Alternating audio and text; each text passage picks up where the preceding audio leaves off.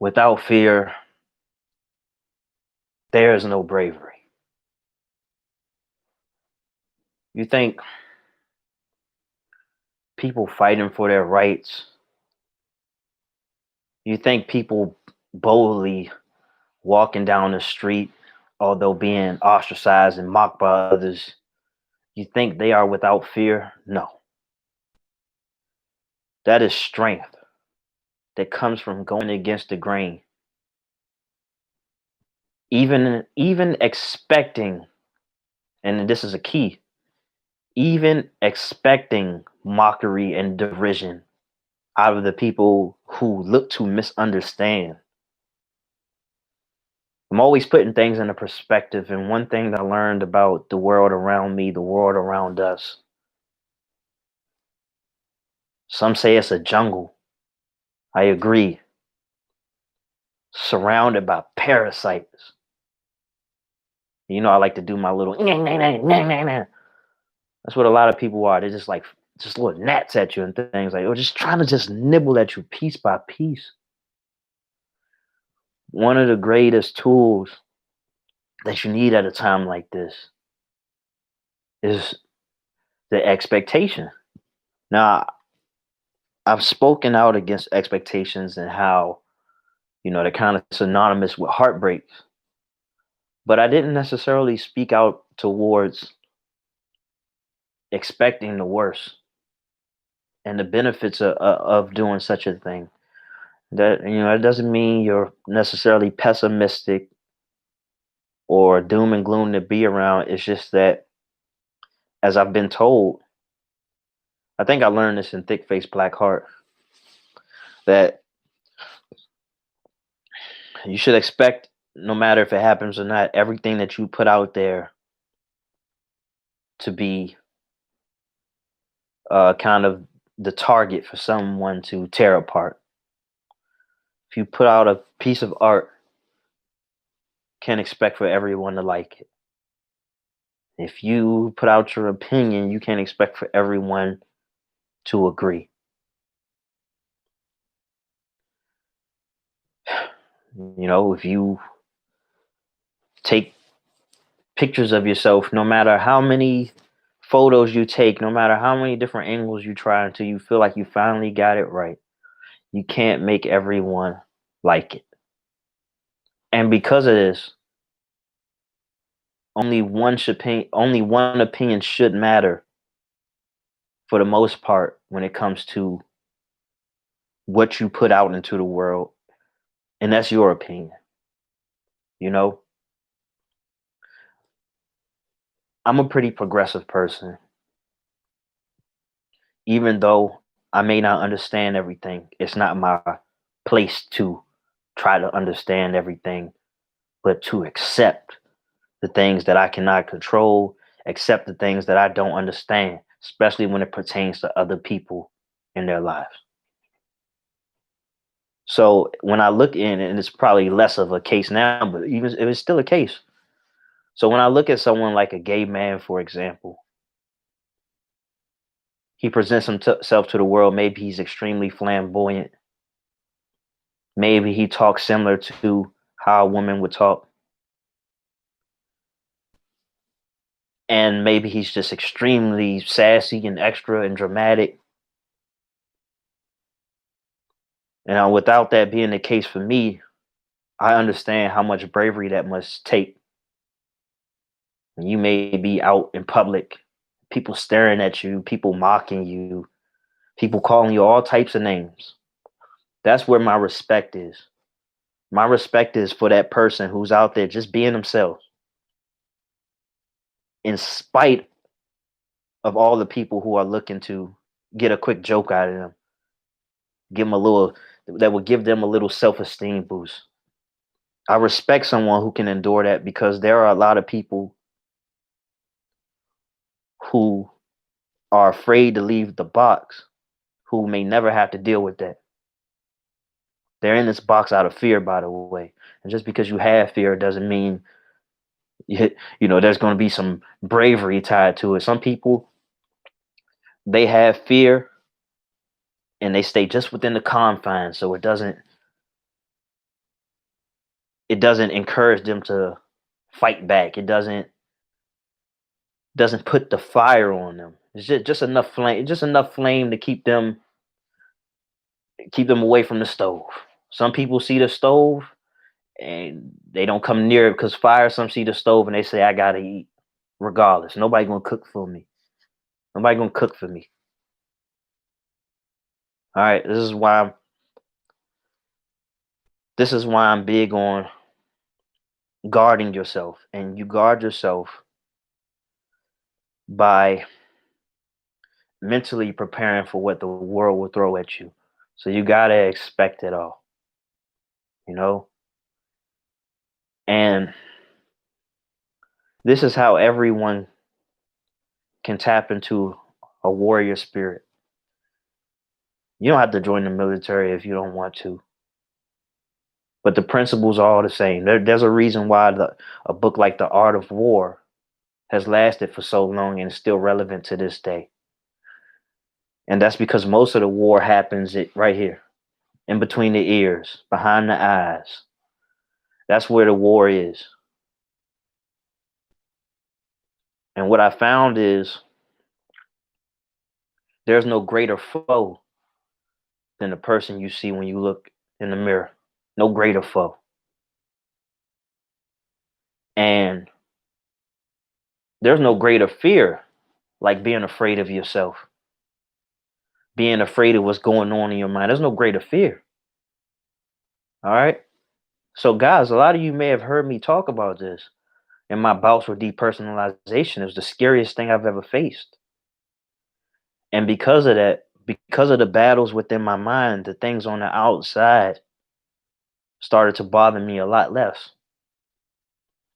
All right. And quite frankly, I would stand to benefit from not engaging as much. I've cut down, but not as gay, not engaging as much in, kind of the whole Facebook, Facebook and scrolling on the phone. First of all, you're scrolling on your phone, you like this, head down, bad posture, lowers your self esteem. It lowers your self esteem. It makes you unsure of yourself. And when you prepare yourself for the world and what the world may throw at you, your posture is everything. It may not seem like it. Spend 5 minutes going like this. You can consciously do it. Spend 5 minutes just doing this. Let me know how you feel. And then spend 5 minutes doing a Superman pose. The dichotomy is very um, uh, robust. It's very evident. Now, I'm not the most well versed person when it comes to psychology, but there's something to be said about this. All right. It's a very submissive approach to be crouched over like that, you know? Um, and so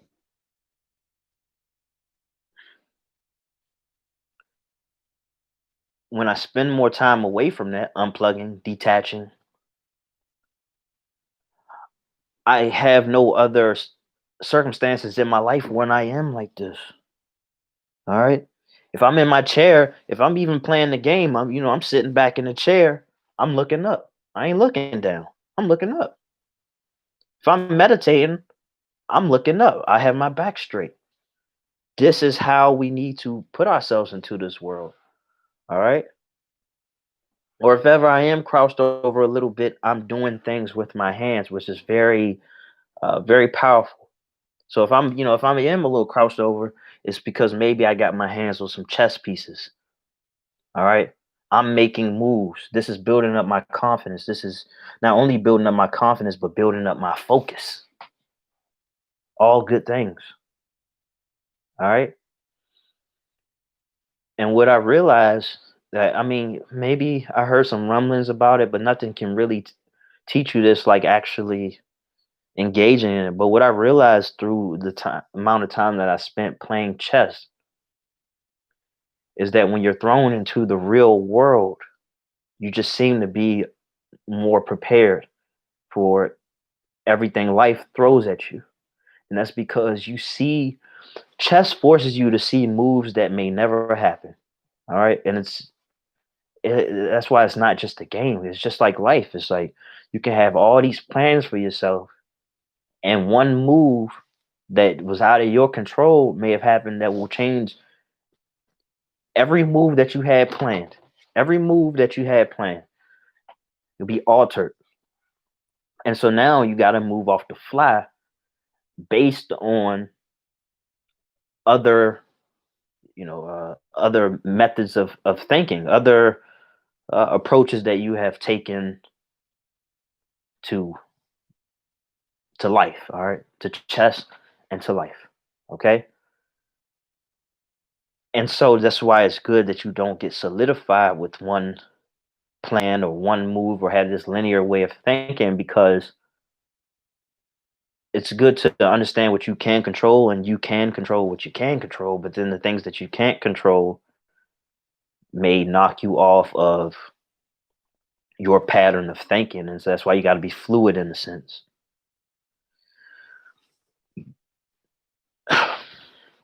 And if it's one thing that I realize is that the more focused you are, the less fear matters.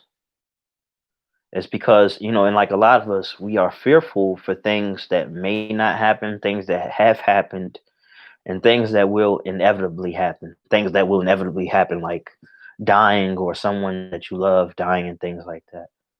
You need to understand that there's no avoiding these things. And when it comes to things that you can't avoid, well, your time would be better uh, spent on preparing for such a thing, which you probably couldn't 100% do. Prepare for those things, and to just focus on the present moment.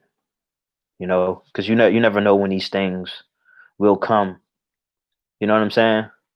And one thing that gets played out a lot in my mind, and I had dreams about this, and so just a great analogy for life is falling into an ocean. Well, do you know that no matter how good you are at swimming, if you don't learn how to swim, you're going to die. And that's not the time for fear. That's the time to see, what you got left in you, you know, because some things need to be, need to be accomplished right there on the spot, or that's it. All right. When we talk about chess, one false move and that's it. And that's what life is. All right. There are things that you could have done 20 years ago that's fucking up your life today. And so that's why it's just kind of good to just kind of have that approach, thinking multiple multiple steps ahead, multiple moves ahead, regardless if they happen or not, but still just be in that line of thinking. All right. And the more you spend on the potential outcomes, the more resourceful you will be at any particular time, no matter what may pop up. And so that's why that's the downside of never quite exposing yourself to these fears of moving in spite of them. It's because you never know what you're made of, for one, and you'll never quite have that confidence to act when it is time to act, when it's time to take action. All right. When I think about where we are now in this world, you can avoid fear for a long ass time. You really can. If you're fearful, I mean, there's literally a lot of things to kind of. There are many safety nets. You know what I'm saying? If you're fearful or you're feeling antisocial around a bunch of people, what's your safety net? You can pull out a phone, just start scrolling, act like you're interested in something. You just just do that, and that's your safety net. Where that could be an opportunity to build up your social skills, network, whatever it is. All right, and I'm just as guilty. You know, no one ever really wants to feel like the awkward person in the room, just staring. Don't know where to stare. Do you stare at people? Do you stare at the wall? Then looking at your phone makes the most sense. But then it brings me back to the point that I made about being submissive and lowering your self esteem by looking down at your phone. Nobody looks up at their phone like this. Maybe they do. Maybe older people do that shit. Maybe I should start doing that. Whenever I look at my phone, just people think I'm taking pictures. But yeah, these safety nets, are y- there's just too many of them and too many distractions. And what I realize is that a lot of people who make a difference in this world, and I mean, you can find them in every category. They just move in spite of it. Understanding. Let's take something like a basketball game, for example.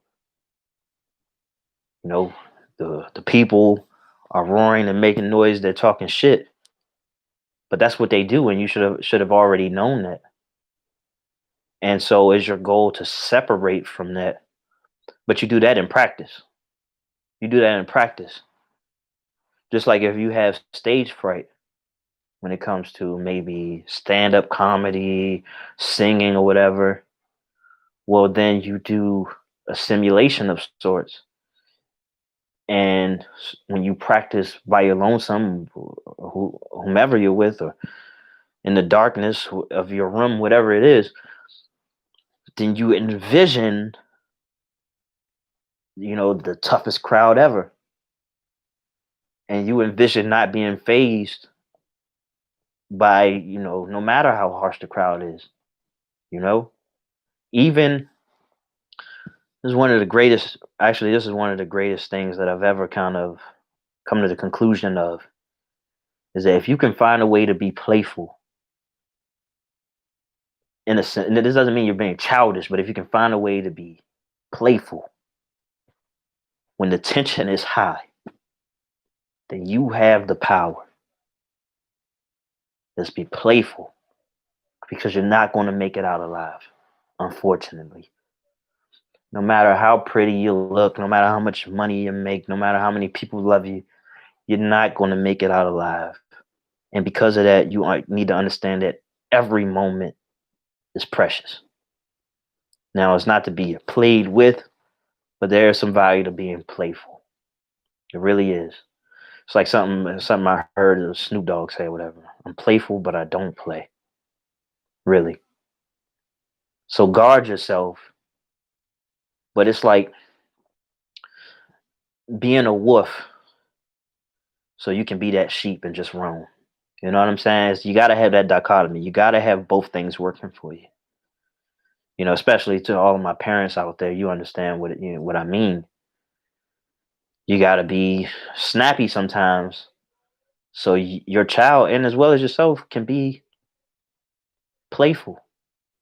That's one thing about me that I haven't lost when it comes to uh, getting older.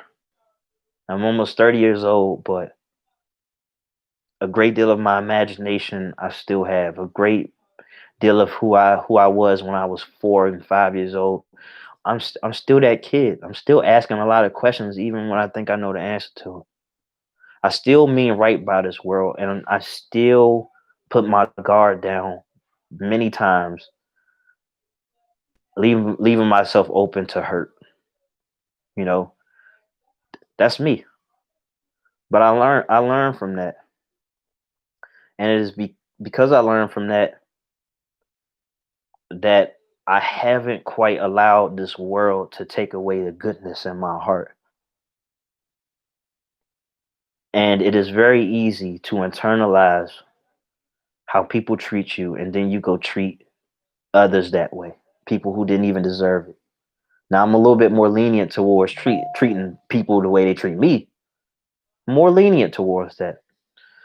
Maybe you might get a little bit of a fight out of me, but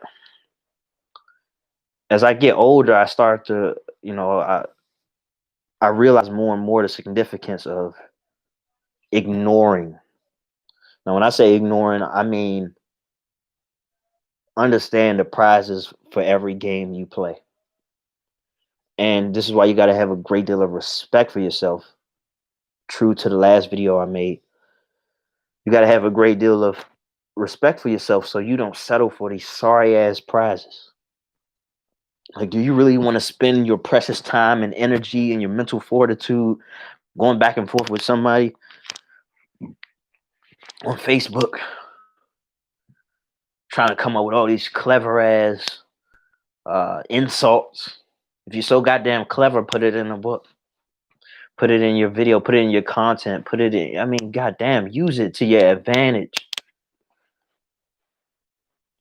Not on a platform where we'll just get buried and Facebook will say, "Thank you for spending time on here. All right, you're making us money." Facebook is a plantation. It really is. There's no battles to be fought.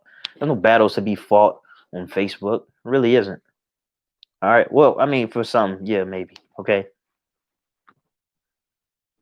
For somebody like myself, I don't really have a battle to fight there. Where are my battles? My battles right here. My battle.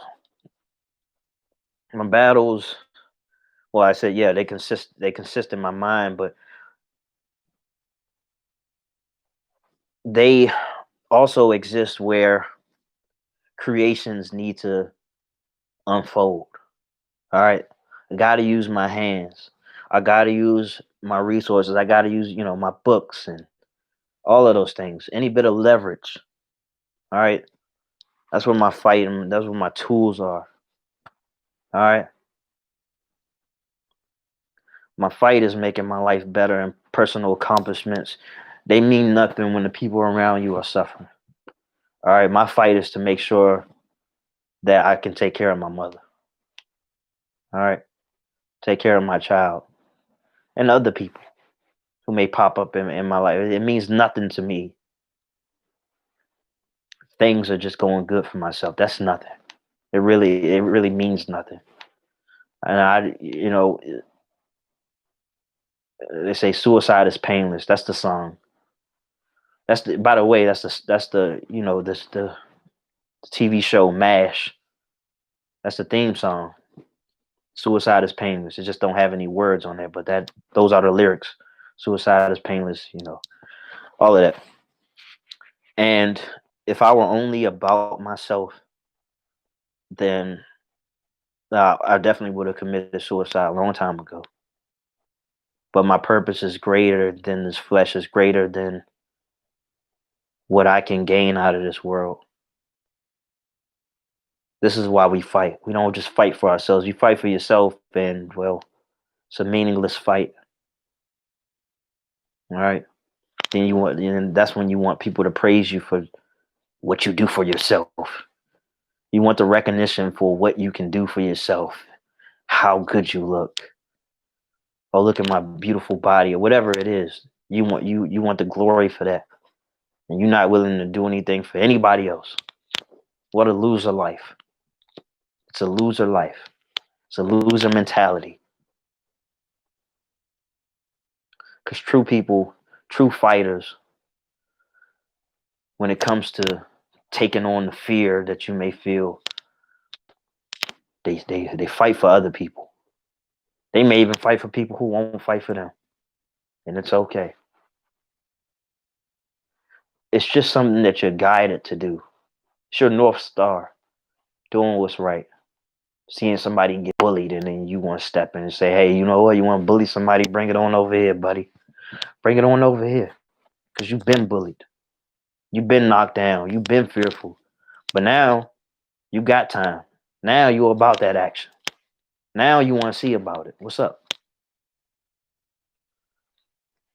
And before I go, I just want to say that some of the greatest pieces of weaponry, the greatest force that you can have working for you, one of the greatest forces that you could have working for you is to be filled with so much willingness to endure whatever life throws at you. That willingness. Willingness, matter of fact, willingness is extremely powerful. It's like a light switch. So I remember at times I would talk to somebody. I would talk to my child's mom about, I don't know, making a particular shift or whatever it is, or just, okay, if you got a problem with that, then just do this or whatever. And she would say, you treat it like it's just a light switch, like it's just a switch or whatever. Like you just flip a switch and then there you are. But that's it. And that comes from willingness. That comes from a changed mind. This is very powerful stuff.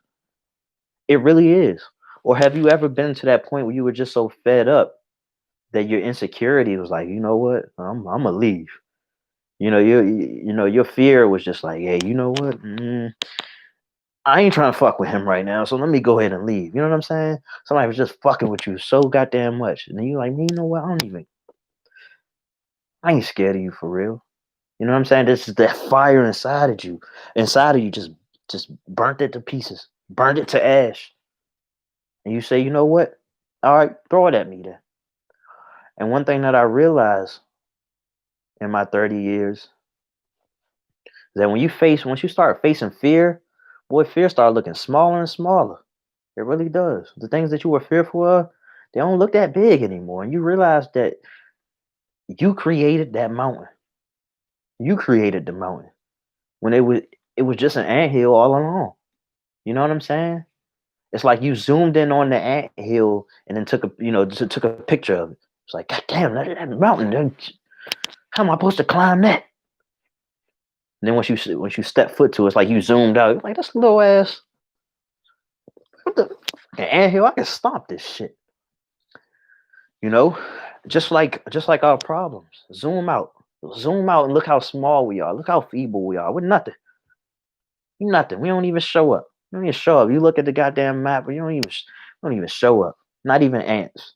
Not even the size of ants. You zoom out, far enough. I mean, go to the fucking clouds. Can't see a single human being, and we think we're something. We think we're larger than life. We're nothing. All right. So with that being said, let fear guide you. Don't let fear box you in. Let it guide you.